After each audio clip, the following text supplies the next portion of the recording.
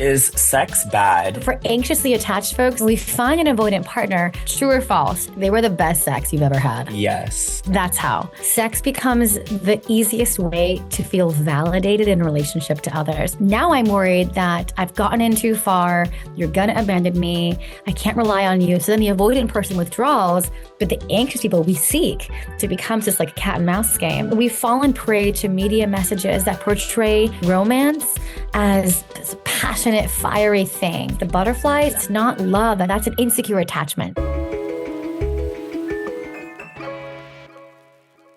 My name is Dr. Stacey Diane Aranias-Litam. I have been a licensed clinical counselor for over a decade. I'm also a clinical sexologist, a Forbes Health advisor among our Asian American, specifically Filipino American communities. Nice. What a stacked career. So I know you recently launched your book and kind of going off of that, I want to talk a little bit more about what would you say is the link between our parents' dynamic and our attachment styles today? Oh, let's go.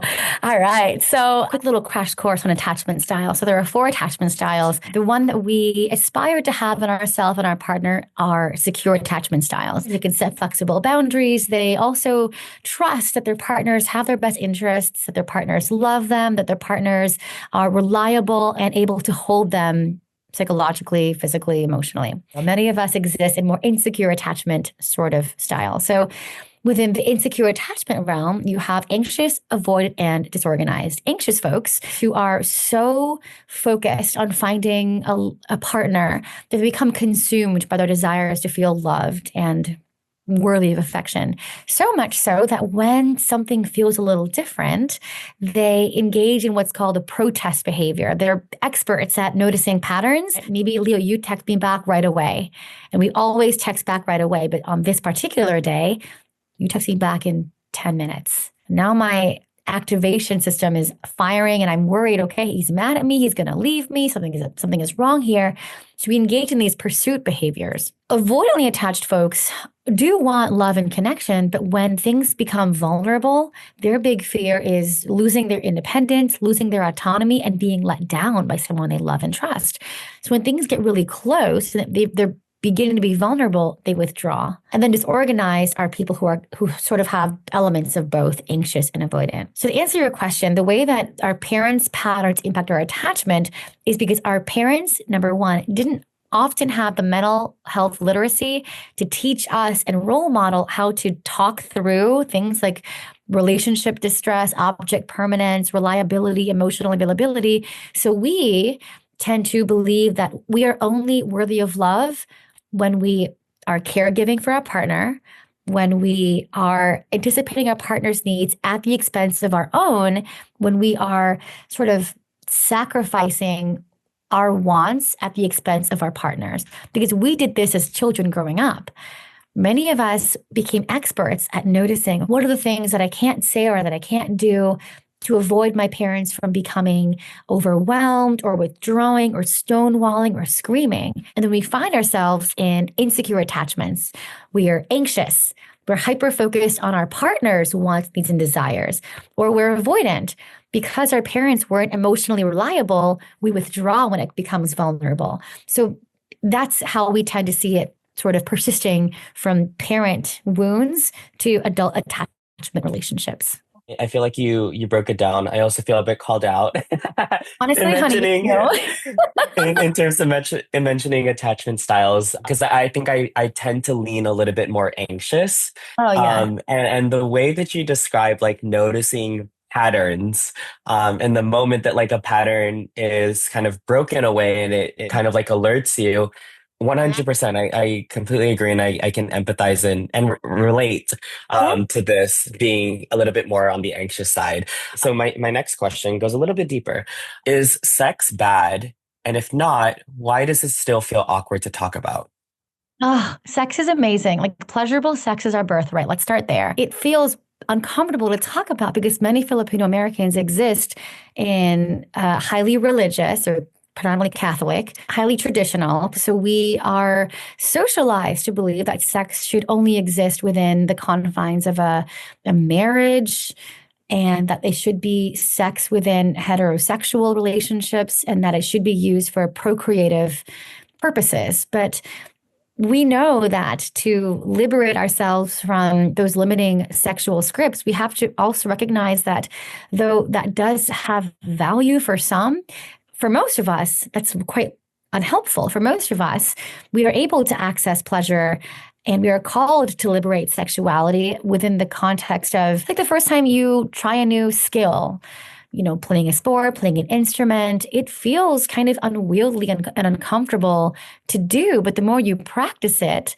the more comfortable and second nature it feels. So similarly, the more we have open, honest conversations around sex and pleasure, the more it becomes second nature and the more comfortable we have the conversation, which gives the folks we're talking to permission to feel comfortable too. What would be your take on hookup culture versus moving outside of that phase to then look for the traditional family? Because I think this often plays out almost similar to like a timeline that we all attribute to ourselves within our career. But when it comes to relationships, it's like, oh, I'm no longer in my hoe phase, or now I'm looking Yeah. for the traditional long-term relationship.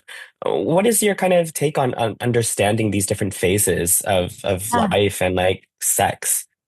If you like it, I love it. I think as long as we are having open, honest conversations that prioritize sexual health and well-being, we're good. There's nothing wrong with having, multiple partners and even multiple sexual partners, as long as you're telling everyone, hey, this is my intention. I also have folks who are in ethical non-monogamy relationships. And so they're having different kinds of conversations around boundaries and ethical practices. So to answer your question, hookup culture versus monogamy, marriage culture, they're both valid and worthy of practice. It just depends on where someone is in their journey and the extent to which they can communicate their wants, needs, and desires with other consenting adults. Mm.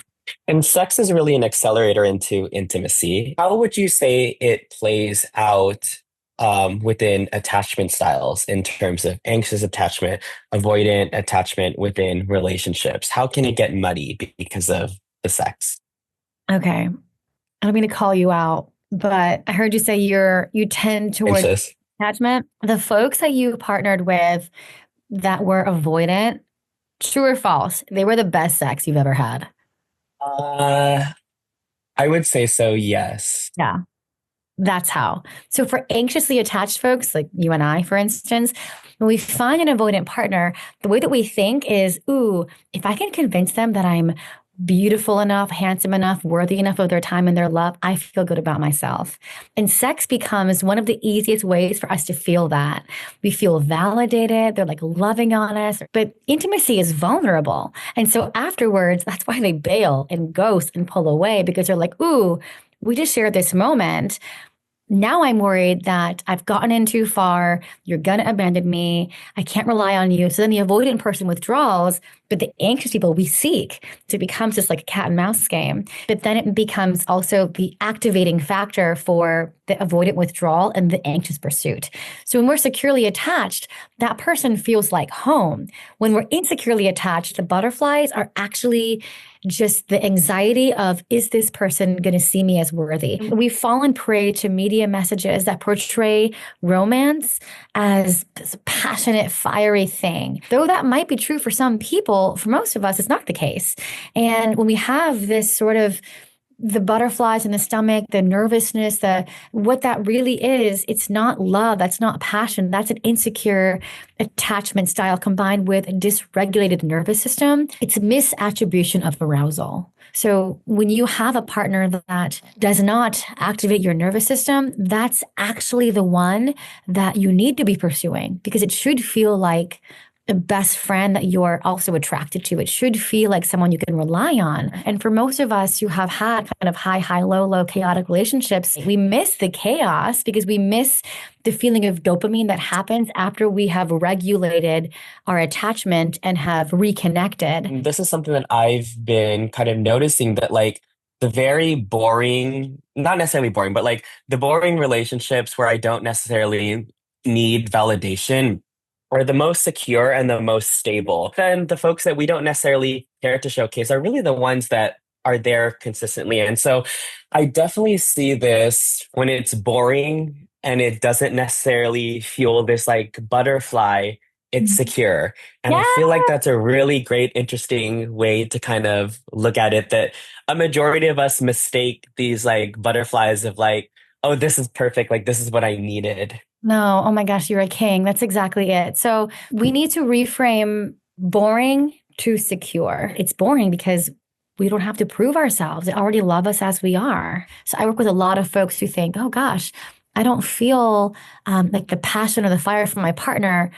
Does that mean I'm falling out of love? No, that means you've evolved into a deeper sense of love, sort of like ride or die, there by my side forever kind of love. So it feels different. Remember that we are already good enough. We don't need someone's validation, sexually or otherwise, for us to be worthy of love and belonging and attachment. And it's also about being intentional in choosing partners who have the propensity to love us in the way that we deserve to be loved. Yeah, that makes so much sense. Would you say that these attachment styles often coincide with what people view or idealize as traditional values? Meaning, like, if I am the man, for example, I need to be providing for the woman, and a lot of it is this is my role, this is your role.